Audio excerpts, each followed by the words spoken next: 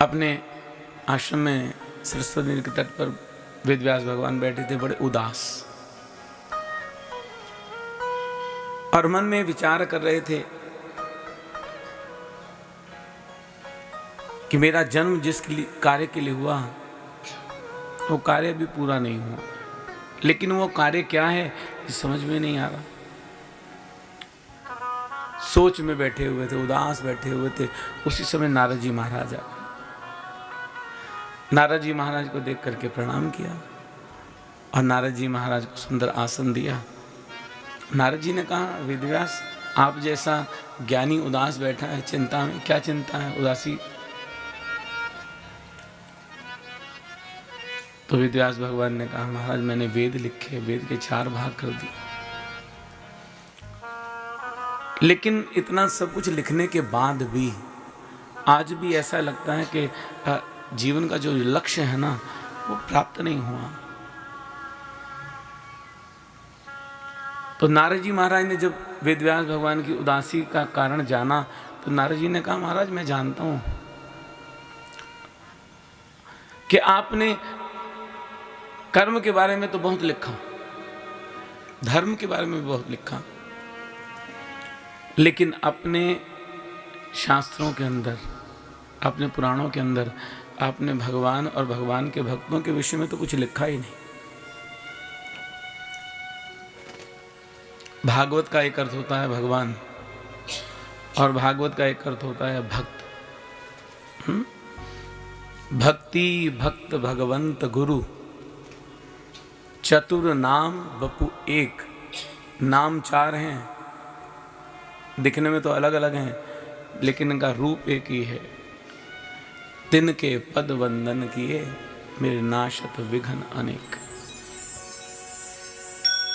वेदव्यास भगवान ने कहा, नारद जी महाराज ने वेदव्यास भगवान से कहा कि वेदव्यास जी देखो, ये हमारी वाणी है ना, कितनी भी सुंदर क्यों ना गाती हो, अपने जीवन में एक बात याद रखना, अगर इस वाणी से हमने भगवान के नाम का उच्चारण नहीं किया तो ये वाणी बिल्कुल कूड़ा घर के समान है, समझ लो ना, इसका कोई लाभ नहीं है। और गोपियों ने तो कहा, जल जाए जीवा पापनी हरि नाम बिना। जिस जीवा से हमने भगवान का नाम नहीं लिया, जिस वाणी से हमने प्रभु का नाम नहीं लिया ना, तो वो वाणी कूड़ा घर के समान है, उसका कोई लाभ नहीं है। महाराज आपकी शंका को दूर करने के लिए, आपको आपकी उदासी को दूर करने के लिए ना, आपको मैं अपने पूर्व जन्म की कथा सुनाता हूँ। और अपने पूर्व जन्म की कथा सुनाते हुए कहा कि अहम पुरातीत भवम भवे मुने दास्यास्तु कश्चन वेदवाद।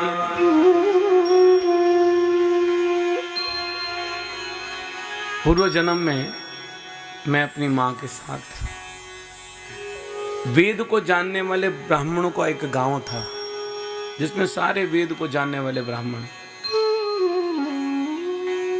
और उन ब्राह्मणों के गांव में मैं अपनी मां के साथ रहता था।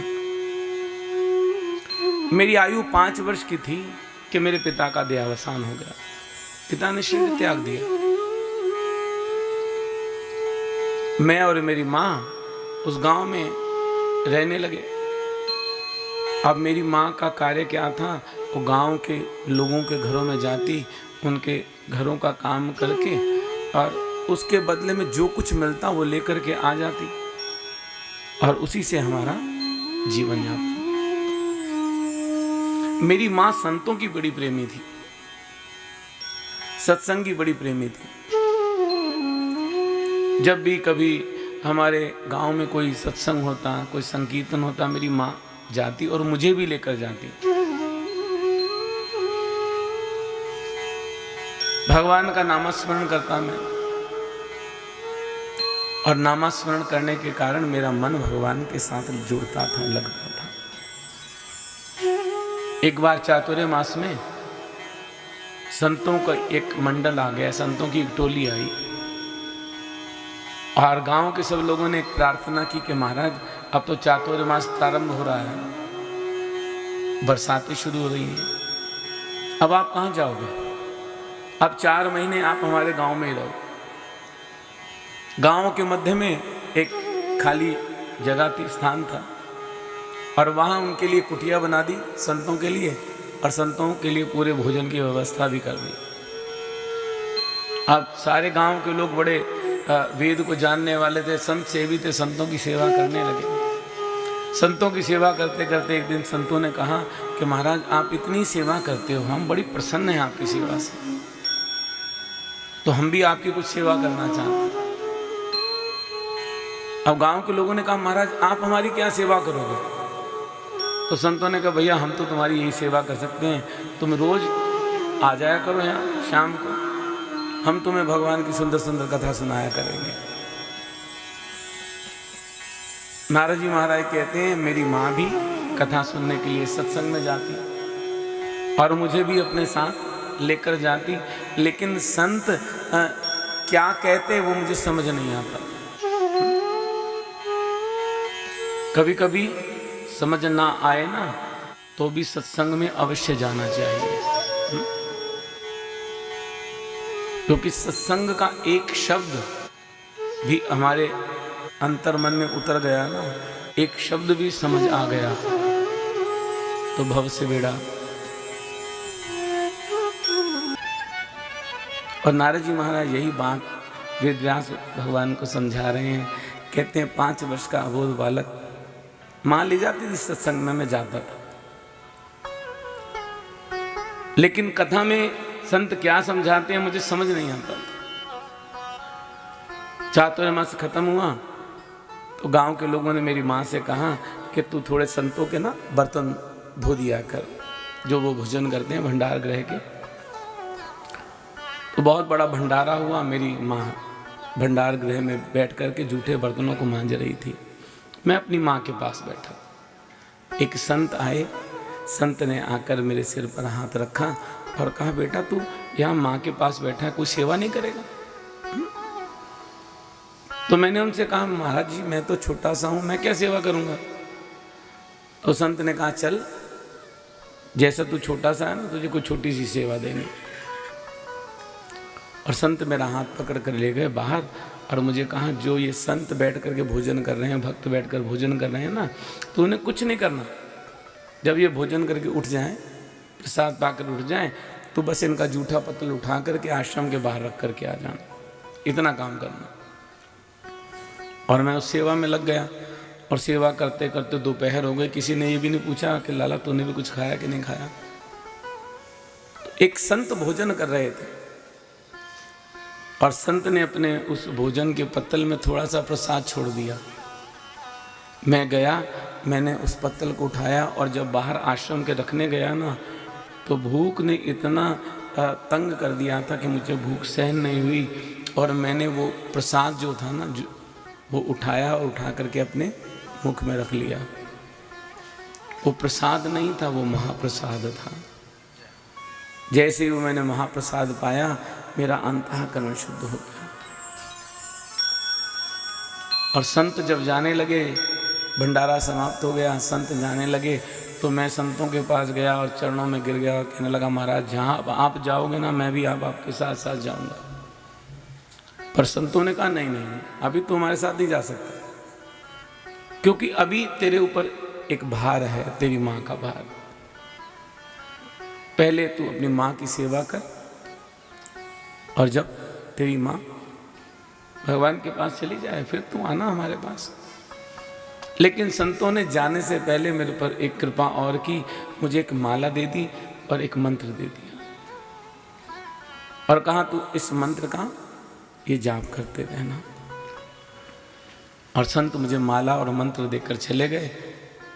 पहले मेरी दिनचर्या क्या थी, माँ मेरी घर का काम करने के लिए लोगों के घर जाती थी, मैं भी मित्रों के साथ खेलने चला जाया करता था। लेकिन अब मैं भगवान के भजन में लगा रहता और माँ बार बार आती और आकर के मेरे भजन में, मेरे माला जाप में विक्षेप करती। कभी कहती लाला तुझे भूख लगी होगी चल भोजन कर ले, कभी कहती तेरे मित्र आए हैं जा बाहर खेला। मैंने भगवान से प्रार्थना की कि प्रभु आप इस माया रूपी माँ से मेरा पीस छुड़ा दो, बार बार मेरे भजन में बाधा पहुंचा देती है। और जैसे मैंने मानो मन में विचार किया, तो एक दिन मेरी माँ रात्रि के समय गौशाला में गई और गाय का दूध दोहने के लिए, मेरी माँ को पता नहीं चला वहाँ एक सर्प बैठा हुआ था और उस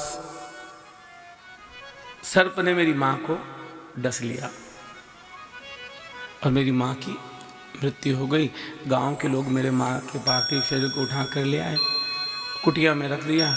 मैं माँ के पार्थिव शरीर को देखकर रोने लगा।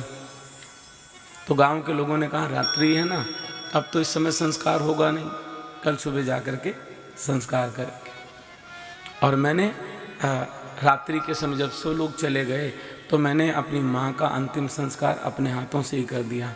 अपनी कुटिया का जो सामान था ना, सारा का सारा माँ के पार्थिव शरीर के पास रखा और घर को लगाया, कुटिया को लगाया ताला और बाहर आकर के केवल माला और झोली अपने साथ लिया। जो वस्त्र पहने हुए थे केवल वही वस्त्र अपने साथ में लिए और अपनी कुटिया को आग लगा दी।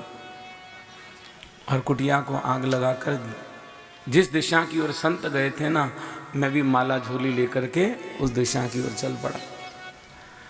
और जो संत मुझे मंत्र देकर गए थे, ओम नमो भगवते वासुदेवाय, ओम नमो भगवते वासुदेवाय, उसी मंत्र का जाप करता रहा। और उसी मंत्र का जाप करते करते जब समय आ गया जाने का, हाँ, तो एक दिन ब्रह्म मुहूर्त में बैठ करके भगवान का ध्यान कर रहा था, माला जाप कर रहा था। उसी समय आकाश के अंदर नीला प्रकाश फैल गया और उसी समय आकाशवाणी हुई कि हे पुत्र, अभी तू केवल मेरी आवाज को सुन सकता है, मेरा दर्शन तुझे अभी नहीं होगा, क्योंकि अभी भी 2 बातें तेरे में शेष हैं और वो 2 बातें हमारे जीवन में भी हैं। हाँ। और जब तक वो 2 बातें हैं ना, हम जितना भी जप कर लें, जितना भी भगवान का भजन करने, भगवान मिलने वाले नहीं हैं। वैभव दे देंगे आपको, ऐश्वर्य दे देंगे, लेकिन अपने आप को नहीं देंगे। हाँ, वो 2 बातें हैं, राग और द्वेष। जो संसार का जो नियम है, संसार की हर बात मानते जाओ तो प्रेमी हो उनके, और जहां आपने एक बात 100 बातें मानने के बाद जहां एक बात नहीं मानी, वहां आप दुश्मन बन गए, विरोधी हो गए उनके। जब तक ये 2 बातें हमारे जीवन में हैं, तब तक प्रभु की प्राप्ति नहीं हो सकती।